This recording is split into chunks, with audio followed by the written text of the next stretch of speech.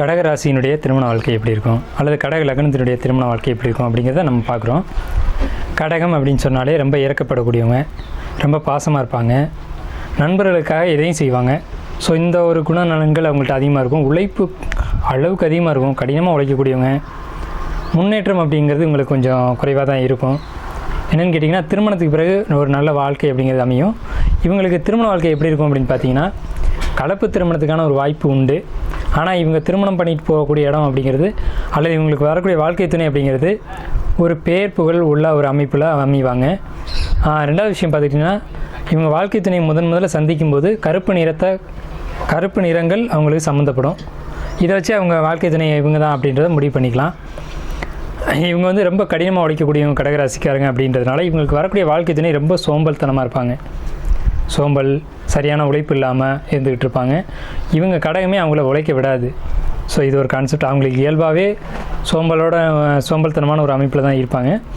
ஆனால் இவங்க கடகம் வந்து அதை ஈக்குவல் பண்ணுற மாதிரி கடுமையாக உழைக்கக்கூடியவங்களாக இருப்பாங்க. கடகத்தினுடைய பெண்களாக இருந்தாங்க அப்படின்னா அவங்க ரொம்ப சிரமப்பட்டு வாழ வேண்டியிருக்கும். ரொம்ப உழைப்பு அதிகமாக உழைக்கக்கூடிய ஒரு அமைப்பு இருக்கும். தாம்பத்தியம் அப்படிங்கிறது அவ்வளோ சிறப்பாக கடகம் பெண்களுக்கு கிடைக்கிறது இல்லை. அடுத்து பார்த்துட்டிங்கன்னா, இவங்களுக்கு குடும்பம் பேர் சொல்லக்கூடிய பெரிய அளவில் உள்ள குடும்பத்தை தான் அவங்க திருமணம் செய்வாங்க.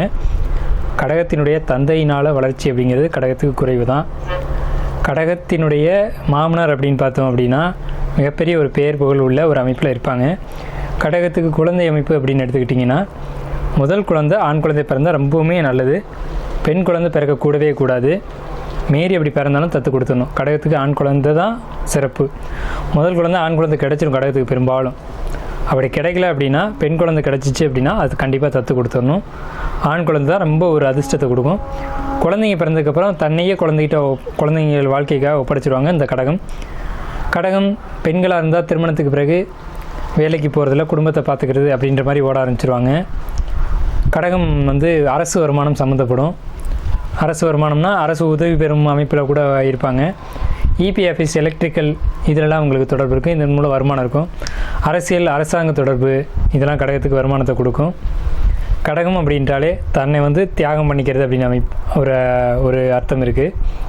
அடுத்து பார்த்திங்கன்னா, கடகம் வாழ்க்கை துணை யார் ஏற்றுக்கிறாங்களோ இவங்களுக்கு ஒரு சின்ன தொந்தரவு என்னன்னு கேட்டிங்க அப்படின்னா, இவங்கள வாழ்க்கை துணை முன்னேற விட மாட்டாங்க. யார் கடகமோ அவங்க வந்து அவங்களுடைய வாழ்க்கை துணையினுடைய தொழிலுக்கு சப்போர்ட் பண்ண மாட்டாங்க, பொருளாதாரத்துக்கு சப்போர்ட் பண்ண மாட்டாங்க. ஆனால் பொருளாதாரத்தை எப்படி சேமிக்கணும், தன்னைக்கிட்ட ஒரு 100 ரூபா கொடுத்தாங்கன்னா அந்த 100 ரூபாய் எப்படி 1000 ரூபாய் ஆக்கணும் அப்படின்ற ஒரு புத்திசாலித்தனம் இருக்கும். ஆனால் அந்த தொழிலுக்கு இன்வெஸ்ட் பண்ணுறதுக்கோ அந்த தொழிலை விரிவுபடுத்துறதுக்கோ இவங்க பெரிய அளவில் ஒரு வாய்ப்புகளை கொடுக்கறது இல்லை.